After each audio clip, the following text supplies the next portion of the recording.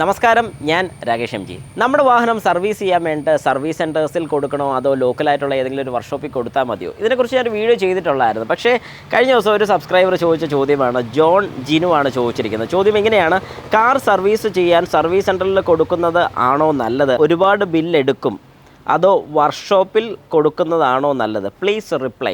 ശരി, ഇപ്പോഴും ഒരുപാട് പേർക്ക് ഇതിനെക്കുറിച്ച് സംശയമുണ്ടെന്ന് എനിക്ക് തോന്നുന്നു. ശരിക്കും പറഞ്ഞു കഴിഞ്ഞാൽ പഴയ വാഹനങ്ങളൊക്കെ ആണെങ്കിൽ, അതായത് നമ്മുടെ കാർബറേറ്റർ സീരീസുള്ള വാഹനങ്ങളൊക്കെ ആണെങ്കിൽ ധൈര്യമായിട്ട് ഞാൻ പുറത്ത് കൊടുക്കാൻ പറയും. വേറൊന്നും കൊണ്ടല്ല, കാരണം അതിന് ഇത്രയ്ക്കിത്ര പണിയേ വരുന്നുള്ളൂ. അതിനകത്ത് നമുക്കറിയാം, അതായത് പണ്ടത്തെ കാലത്തൊക്കെ പലരും പറഞ്ഞു കേട്ടിട്ടുണ്ട്, ഒരു ചെറിയൊരു സ്പാനറും ഒരു സ്ക്രൂ ഡ്രൈവറും ഉണ്ടെങ്കിൽ നമ്മുടെ വാഹനം എവിടെ വെച്ച് കംപ്ലയിൻ്റ് ആയാലും നമുക്കത് നന്നാക്കാൻ സാധിക്കും. ശരിയാണ്, കാരണം കാർബറേറ്റർ വാഹനം എൻ്റെ ഉണ്ടായിരുന്ന ഒരു 800 ആണെങ്കിൽ പോലും എവിടെ വെച്ച് എന്ത് പണി വന്നാലും നമുക്ക് സ്വന്തമായിട്ട് ചെയ്യാൻ സാധിക്കും. പക്ഷേ ഇന്ന് കാലം മാറി, പഴയ ടെക്നോളജി അല്ല.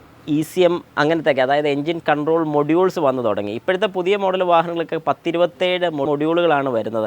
അതായത് ഓരോ ഇലക്ട്രിക്കലായിട്ടുള്ള മൊഡ്യൂൾ, ഒരു ECM തന്നെ നമുക്ക് പറയാൻ സാധിക്കും, ഓരോന്നിനും സെപ്പറേറ്റ് ആയിട്ടുള്ള മൊഡ്യൂൾസ് വന്നു തുടങ്ങി. അപ്പം കാലഘട്ടം മാറി. എന്തെങ്കിലും ഒരു കംപ്ലയിൻസോ കാര്യങ്ങളൊക്കെ നമ്മൾ ഫേസ് ചെയ്യാൻ വേണ്ടി തുടങ്ങുമ്പോൾ, അല്ലെങ്കിൽ എന്തെങ്കിലും കംപ്ലയിൻസ് വന്നു കഴിഞ്ഞാൽ പെട്ടെന്ന് റെക്ടിഫൈ ചെയ്യാൻ വേണ്ടി സാധിക്കത്തില്ല. അതിൻ്റേതായ ടൂൾസ് വേണം, SDT എന്ന് പറയുന്നത്, അല്ലെങ്കിൽ നമുക്കൊരു OBD റീഡറും കാര്യങ്ങളൊക്കെ വേണ്ടി വരും. അപ്പോൾ അങ്ങനത്തെ കാര്യങ്ങളൊക്കെ ശരിക്കും പറഞ്ഞു കഴിഞ്ഞാൽ ലോക്കൽ വർക്ക്ഷോപ്പിലൊന്നുമില്ല. പിന്നെ പ്രൊസീജിയർ അനുസരിച്ച്, അതായത് ഓരോ കംപ്ലയിൻറ്റ്സ് വരുമ്പോൾ ഇന്ന പ്രൊസീജിയർ ചെയ്ത് നോക്കാനുള്ള രീതിയോ കാര്യങ്ങളൊന്നും അവർക്ക് കിട്ടുന്നില്ല, അല്ലെങ്കിൽ അതിനെക്കുറിച്ചൊരു അറിവ് കിട്ടുന്നില്ല. കാരണം പുതിയ വാഹനം ഇറങ്ങുന്ന സമയത്ത് ഓരോ ഓതറൈസ്ഡ് ഡീലേഴ്സും, അതായത് ഓരോ ഡീലേഴ്സിൽ അവർക്ക് ട്രെയിനിങ്ങും കാര്യങ്ങളൊക്കെ പ്രോപ്പറായിട്ട്, അതായത് കൺസേൺ ആയിട്ടുള്ള വാഹനം കൊടുക്കുന്നുണ്ട്. അതായത് ഇപ്പോൾ ഹുണ്ടായുടെ ആണെങ്കിലും മാരുതിയുടെ ആണെങ്കിലും ടാറ്റയുടെ ആണെങ്കിലും ഇവർക്കെല്ലാം ട്രെയിനിങ് സെൻറ്റേഴ്സ് അവൈലബിൾ ആണ്. ആ ട്രെയിനിങ് സെൻറ്റേഴ്സിൽ ഓരോ വാഹനത്തെക്കുറിച്ച് ഡീറ്റെയിൽ ആയിട്ട് പറഞ്ഞ് മനസ്സിലാക്കി ഓരോ കംപ്ലയിൻസിനെ കുറിച്ച് വ്യക്തമായിട്ട് പറഞ്ഞു കൊടുക്കുന്നുണ്ട്. എന്നാൽ അതേ സ്ഥാനത്ത് ഈ ലോക്കൽ വർക്ക്ഷോപ്പിലൊന്നും ആ ഒരു കാര്യം നടക്കുന്നില്ല. അതുകൊണ്ടാണ് ഞാൻ എപ്പോഴും റെക്കമെൻഡ് ചെയ്യുന്ന, കഴിവതും നമ്മൾ സർവീസിന് കൊടുക്കുന്ന സമയത്ത്, അല്ലെങ്കിൽ ഒരു കംപ്ലയിൻറ്റ് വരുന്ന സമയത്തോ, അല്ലെങ്കിൽ എന്തെങ്കിലും ഒരു കാര്യം ഉണ്ടെങ്കിൽ നമ്മളത്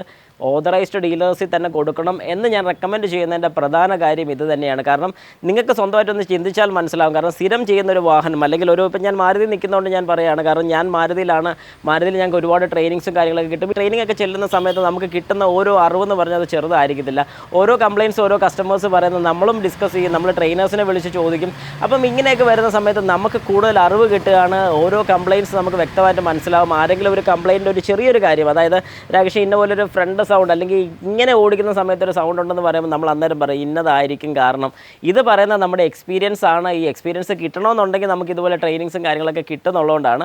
പക്ഷേ ഞാൻ ഒരു കാരണവശാലും അവരെ കുറ്റപ്പെടുത്തുകയല്ല, അതായത് ലോക്കൽ വർക്ക്ഷോപ്പിലുള്ളവരെ കുറ്റപ്പെടുത്തുകയല്ല. പല കാര്യങ്ങളിലും അവർ ചെയ്യുന്നുണ്ട്, ഇല്ലെന്ന് ഞാൻ പറയുന്നില്ല. പക്ഷേ എന്നാലും കംപ്ലയിൻറ്റ് റെക്ടിഫൈ ചെയ്യാനും കാര്യങ്ങളൊക്കെ വരുന്ന സമയത്താണ് അവിടെ ഒരു ബുദ്ധിമുട്ടുണ്ടാകുന്നത്.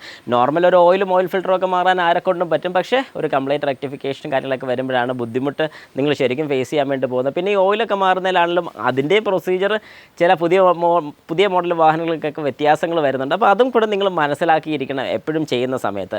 അപ്പോൾ ഇതുകൊണ്ട് ഞാൻ എപ്പോഴും പറയുന്നത് ഓതറൈസ്ഡ് ഡീലറിൽ തന്നെ സർവീസ് ചെയ്യുന്നതാണ് നല്ലത്. ലോക്കൽ വർക്ക്ഷോപ്പിൽ കൊടുക്കാതിരിക്കുന്നതായിരിക്കും കുറച്ചുകൂടെ ബെറ്റർ, പുതിയ വാഹനങ്ങളൊക്കെ ആണെന്നുണ്ടെങ്കിൽ.